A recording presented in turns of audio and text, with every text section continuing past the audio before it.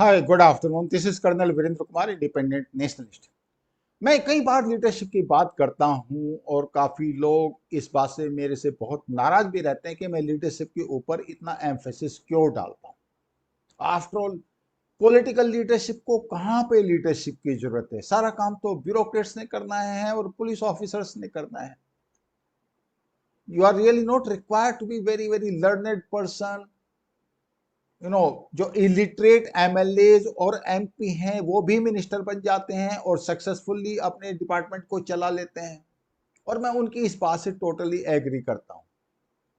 लेकिन जब कंट्री की लीडरशिप की बात होती है तो उस टाइम पे आपको एक ऐसा करेज वाला, कन्विक्शन वाला, हार्ड वर्क करने वाला, एक ऐसा इंडिविजुअल जो कॉम्प्लेक्सिटी को सिंप्लीफाई कर सके, और एक ऐसा इंडिविजुअल जिसका देश के प्रति कन्विक्शन हो, जो नेशनलिस्ट हो, जो देश के सम्मान की रक्षा कर सके। मुझे एक ऐसे लीडर की तलाश रहती है हमेशा।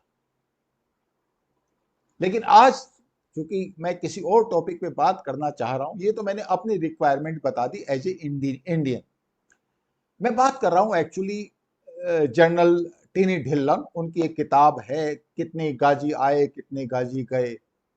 आप लोगों ने नाम सुना होगा। He was the core commander जब 15 कोर, चिनार कोर जिसको बोलते हैं श्रीनगर में, जब ये आर्टिकल 370 और 35A जो है उसको एब्रोगेट किया गया था। पूरा कंट्री टेंस था, नो डाउट अबाउट दैट। पर उससे पहले जून में जब ये तैयारी चल रही थी तो 26 जून को अमित शाह श्रीनगर पहुंचे, और यही स्टोरी मैं आपके साथ आज शेयर कर रहा हूं। और फिर देखते हैं इसमें से लीडरशिप के लिए क्या लेसन्स निकलते हैं। तो अमित शाह श्रीनगर पहुंचे, पूरा माहौल टेंस था। शाम के टाइम पे मीटिंग हुई, मीटिंग लेट नाइट चली, उसके बाद दूसरी मीटिंग हुई। आप समझ सकते हैं 12-1 बज के जनरल ढिल्लन वापस अपने घर पहुंच गए। मीटिंग अटेंड करने के बाद जितनी भी ये मीटिंग्स थी बेसिकली सिक्योरिटी सिचुएशन को लेके थी, इनपुट्स लेना चाह रहे थे।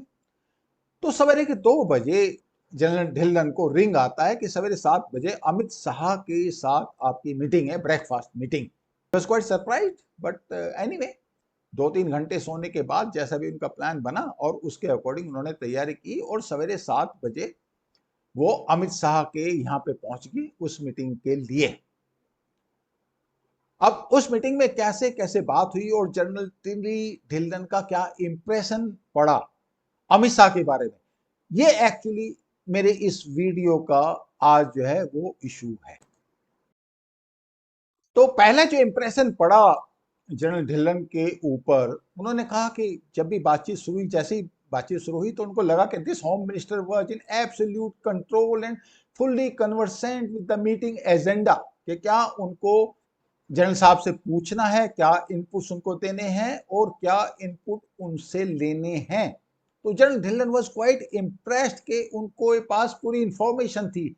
जितने भी की इश्यूज थे आर्मी और उसके ऑपरेशंस को लेके, डायरेक्ट और इनडायरेक्ट, एक एक बात अमित शाह को पता थी। He was in total control of the conversation. और ऑब्वियसली पूरी रिसर्च उन्होंने की हुई थी। उनको ये भी पता था कि इन्फिल्ट्रेशन का क्या स्टेटस है और पाकिस्तान क्या कर सकता है। एंड ऑफ कोर्स वो कोर कमांडर के इनपुट्स इस बारे में ले रहे थे। बड़ा मतलब एकदम डीप डिस्कशन ये हुआ। और जब एक्चुअली अमित शाह ने उनसे पूछा रिगार्डिंग एब्रोगेशन ऑफ आर्टिकल 370, तो जनरल ढिल्लन ने कहा अगर इतिहास लिखना है तो किसी को इतिहास बनाना पड़ेगा। क्या मिलिट्री लीडरशिप का इससे बड़ा एग्जाम्पल क्या हो सकता है।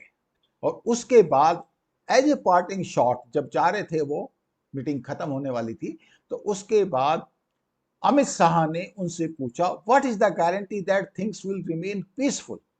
And general Dhillon replied, I on my part give you my personal assurance that peace will not be disturbed in any way. And of course, as a military leader आपको पता है कि जनरल ढिल्लन कितने कॉम्पिटेंट थे, कितने कॉन्फिडेंट थे। तो जो भी उन्होंने बोला वो बिल्कुल कॉन्फिडेंस के साथ बोला। अपने प्रोफेशनल इनपुट्स उनके पास पूरे थे। No doubt about that, but simultaneously यहाँ पे एक ऐसा क्लासिकल केस आता है जहाँ पे जो मिलिट्री लीडरशिप है वो पॉलिटिकल लीडरशिप से बहुत इंप्रेस हुई। मतलब अमित शाह ने उनको बहुत इंप्रेस किया जिस तरीके से उन्होंने अपने आप को कंडक्ट किया अमित शाह ने, और जो जो इनपुट्स उनके पास थे और जो जो उनके पॉइंटेड क्वेश्चंस थे।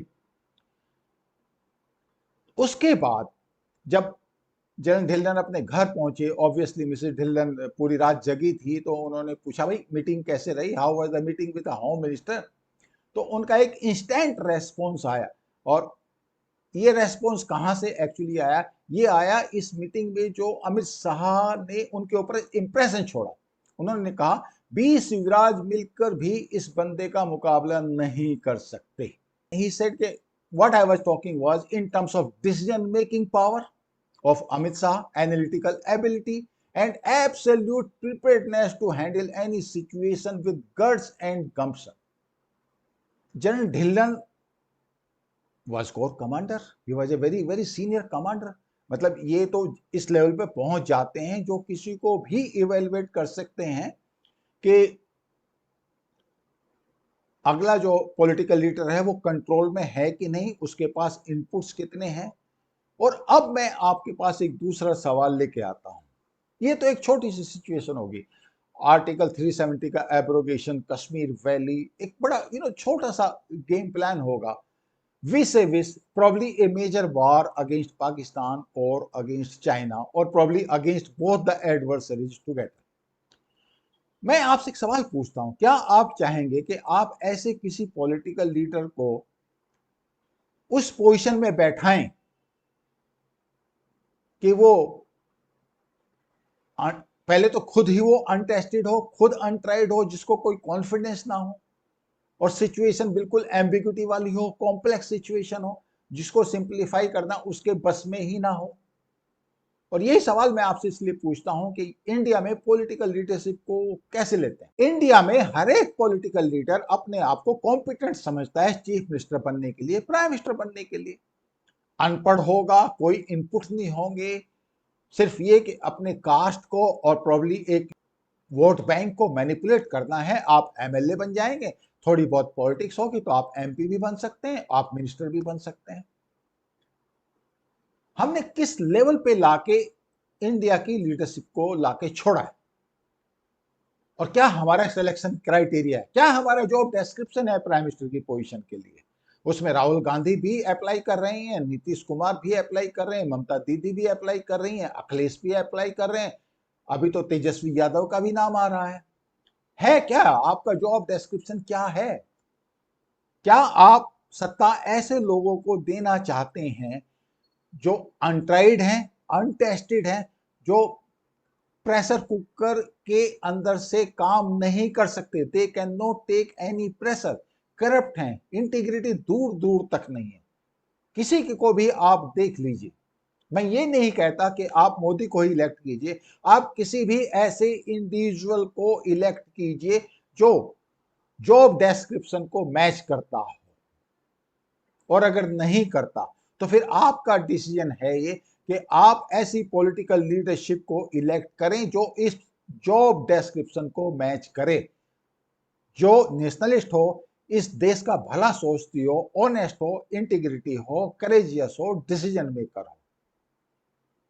मैंने आपको सिर्फ एक एग्जांपल, एक छोटे से इंसिडेंट का इसलिए दिया जिससे आप समझ जाएं कि नेशनल लेवल पे, इंटरनेशनल लेवल पे चीजें कितनी कॉम्प्लेक्स होती हैं। और अगर हम वहां पे किसी पप्पू को या बुद्धू को वहां बैठा देंगे तो हम अपने पैरों पे खुद कुल्हाड़ी मारेंगे। आप मोदी, नो मोदी, चॉइस आपकी है कि आप देश को कहां लेके जाना चाहते हैं। May be that I am bit blunt, but this is what exactly is my thought process. Thank you so much. I will see you in next video.